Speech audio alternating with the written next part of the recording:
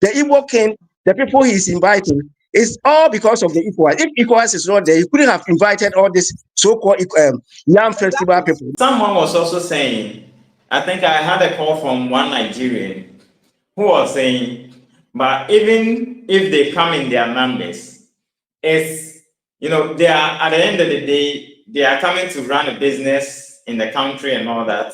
It's Which is bullshit. going It's to bullshit. We generate don't some want it. revenue for the country. We don't want it. We don't want it. Yes.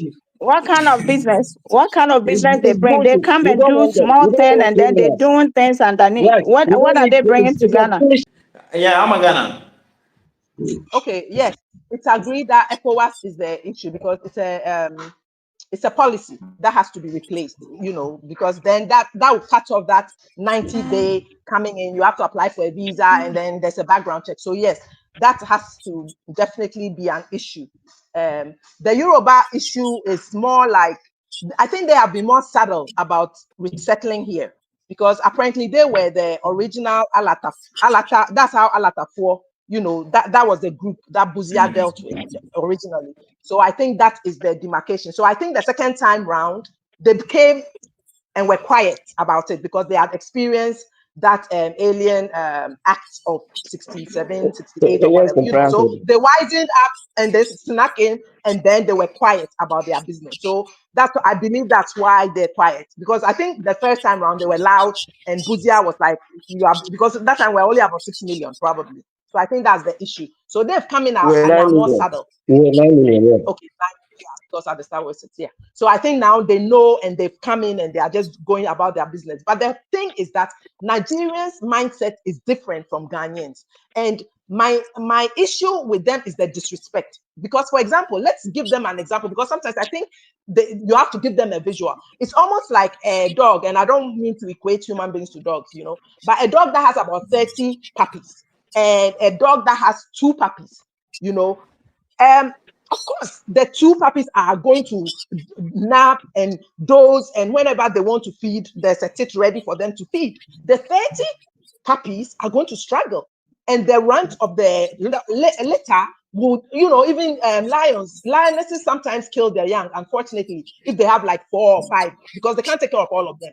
So the fact that you are from a country that you have to be aggressive and fight, if you go into another space and those people are more laid back, you don't laugh at them, you don't disrespect them, you don't insult them, you don't tell them they are mumus, and now you have made those so-called mumus angry.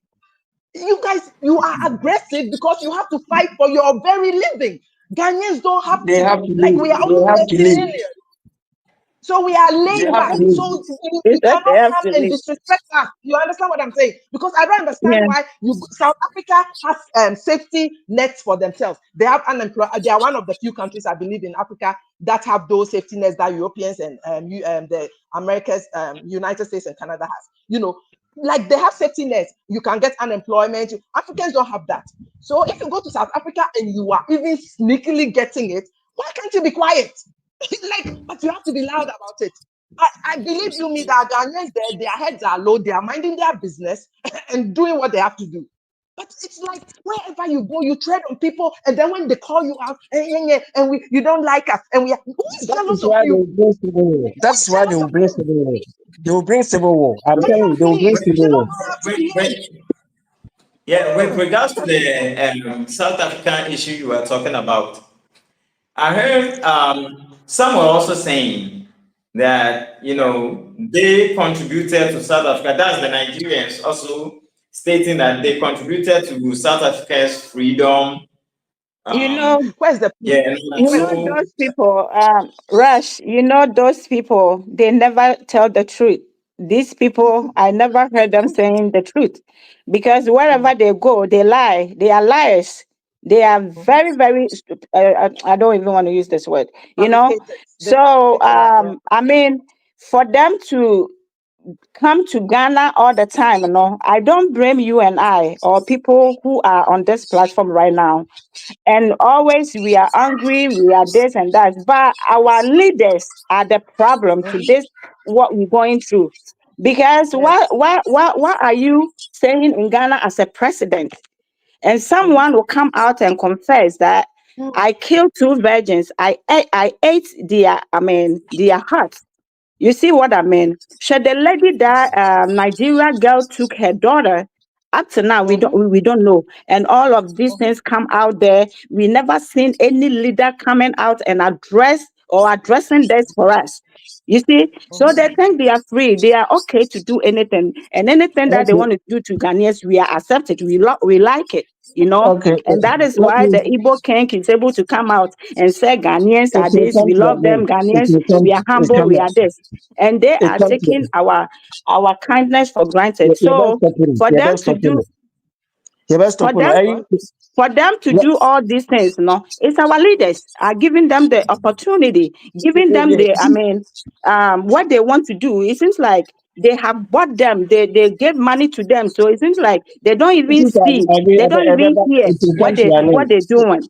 It will How come can to you, an a end. president, stay in your country for someone from his country come to your country and kill your people, and you never came out? You never came out and and said anything to your people. So what is it? What kind of leaders we have? Is it not our leaders who are opening our door for them to come like ants? Is it not our leaders? Yeah. So whatever we talk about, it seems like they don't hear us. It seems like they can't even hear our voices. It seems like our peace, they don't care about our peace. So that's what I was saying. One day, the youth, everybody will say enough is enough. And then we will get up like what Kenya and Let those me. people did. Let me That please, is please. what that is what we have to do.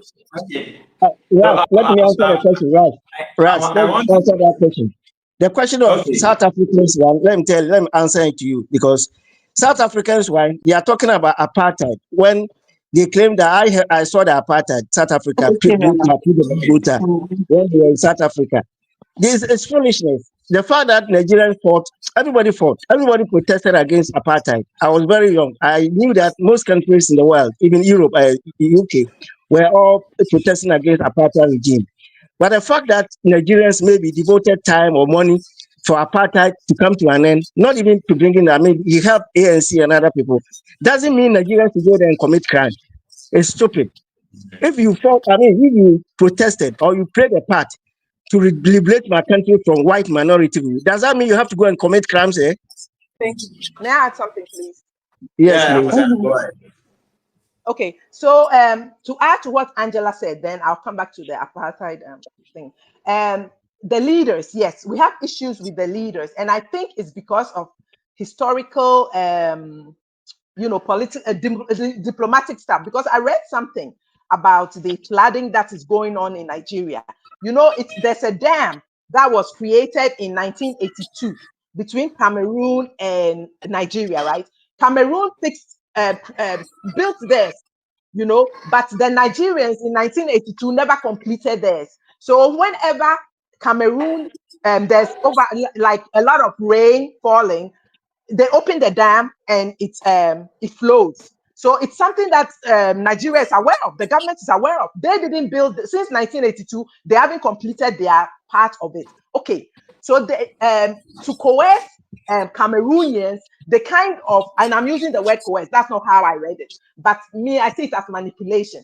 What they did was they had a memorandum of understanding that whenever Cameroon is about to release open to release some of the water from the dam, they have to notify them. Has Cameroon done it? No, because Cameroon knows how to, the leaders of Cameroon apparently understand the psyche of Nigerians. Because if you haven't built your site, it's not up to us to notify you. Apparently, they signed something in 2016. Every time, so you are just like they've come to Ghana and telling the police when there's crime, contact us first so that we can talk to our people. You are not part of anyone's country. Each country is sovereign, but they are trying to manipulate Cameroonians, and Cameroonians, the leadership understand. So apparently, they even called them for a meeting. They did not show up, and I think that is how you are supposed to treat people who know they should have if they loved their own citizens. By 1982, you should have built your side. But 2 years ago, this very town is called. It starts with M. Some of their names are. It floods. Now it's flooded again. So whose fault is it? The last time they tried to blame Cameroon, Cameroon said, tell your people the truth. You know how they fudge things and say they provide electricity. And it's because they are populace, let them get away with lies. Because they were actually believing that Cameroon was letting them flood. And Cameroonians came and said, no, it's not our fault. We did our part. Your government should do yours. And then they backed up. Then they came to the point that, oh, but we signed a memorandum with them that they should tell us whenever. No, it's not. Why should they inconvenience themselves to notify you about Always something? So that mention part things. is about Always. the leader. Yeah, exactly. Always blaming. And then the apartheid thing. Ghanaians also did their part. Everybody Everybody, in this world every did country. their part. Like Maria Makiba was going around singing with all Exactly. black. I Exactly. forgot exactly. Like people were singing Muhammad Ali. Everyone in this world. We Everybody. like secondary schools were hosting South Africans, but no one goes around. Should we hold them at ransom? Should we say like South Africa is what barely 30 years? Let them figure it out. But no, you use a stick and you no, you cannot go to their country and do whatever. We have to get Unacceptable. You these cannot. Nigerians out. We have to get them out. And that's how Ghanaian leaders, back to the Ghanaian leaders, we have to stand up to them. But as I said, we are so diplomatic. But when you are diplomatic, they take it as you being mumu. It will So you change. have to meet them toe to toe. That is how these people are, the only language they understand. Because the Cameroonians are not taking their crap. They are neighbors, so they know them. But Ghanaians, we are always so, It's only Ghana. It's only Ghana. and we have to stop it. Because they take it as stupidity. Unfortunately, when you are trying to be diplomatic and kind, they think you are That's what they stupid. take. They think we are stupid. That's what they think. Nigerians Exactly. Oh think we are yeah. stupid. I'm telling you. The key word is But the that's day what is they coming. think The we are. day is coming. Ghanaians, Kwame Nkrumah said it. That never take our quietness or No, the taking time has our come time. now. This is the Yeah, time. let me This let is the me time. let me